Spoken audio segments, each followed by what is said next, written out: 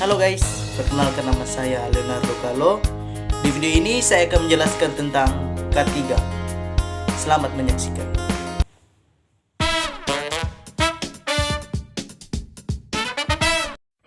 Definisi K3 mempunyai 3 bagian, yaitu secara filosofi, secara keilmuan, dan secara etimologi.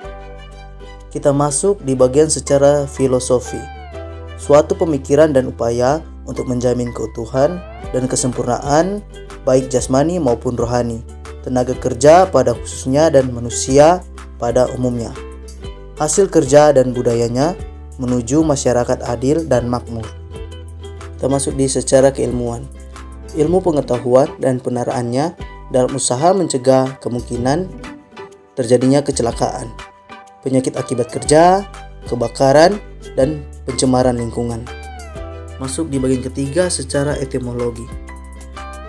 Merupakan suatu upaya perlindungan agar tenaga kerja selalu dalam keadaan selamat dan sehat selama melakukan pekerjaan di tempat kerja serta bagi orang lain memasuki tempat kerja maupun sumber dan proses produksi dapat digunakan secara aman dan efisien dalam pemakaian.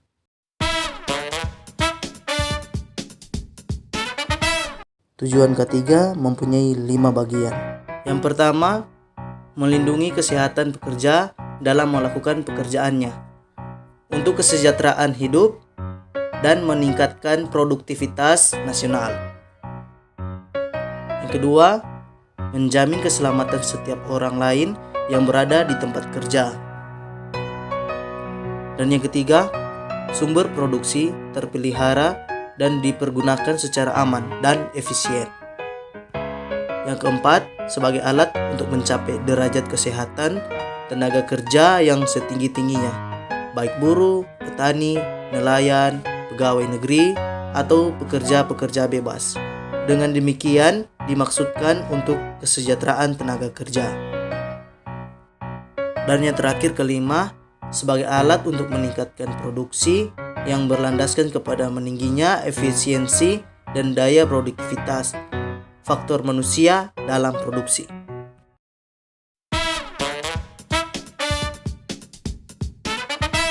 Kita masuk di bagian faktor penyebab kecelakaan, yaitu tenaga kerja, proses menggunakan bahan dan alat yang melingkupi keselamatan, kesehatan, dan lingkungan.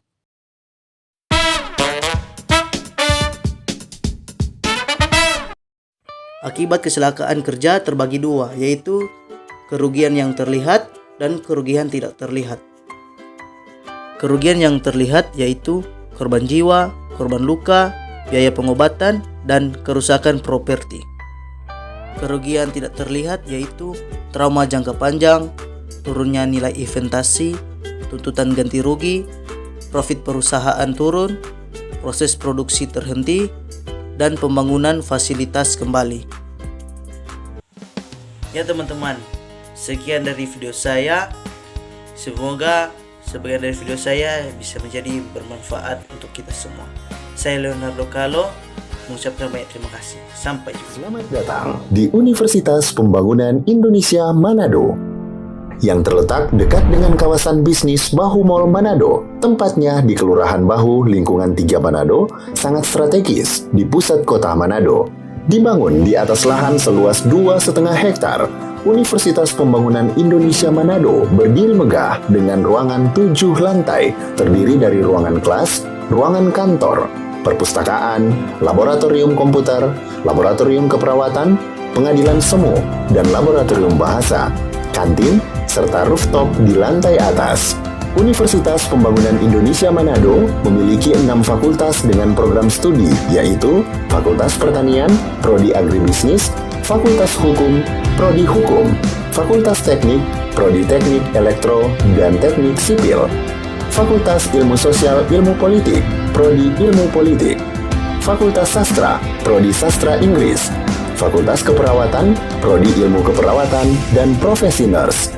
Didukung oleh sumber daya manusia yang berkompeten dan tersertifikasi, Universitas Pembangunan Indonesia Manado memiliki dosen dan tenaga kependidikan dengan latar belakang S2 dan S3 lulusan dalam dan luar negeri. Proses belajar mengajar dilaksanakan dengan teknologi informasi merujuk perkembangan dunia modern saat ini, dilakukan dengan sistem e-learning dan sistem ujian online atau ULAIN. Hasil tracer student Universitas Pembangunan Indonesia Manado dan fakultas menyebutkan lulusan UNPI sudah tersebar di dalam dan luar negeri.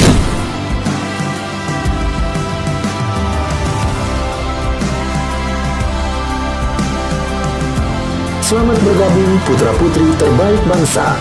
Kembangkan dirimu, raih cita-citamu setinggi bintang di langit. Kami siap menghasilkan generasi terbaik dan pemimpin di masa depan.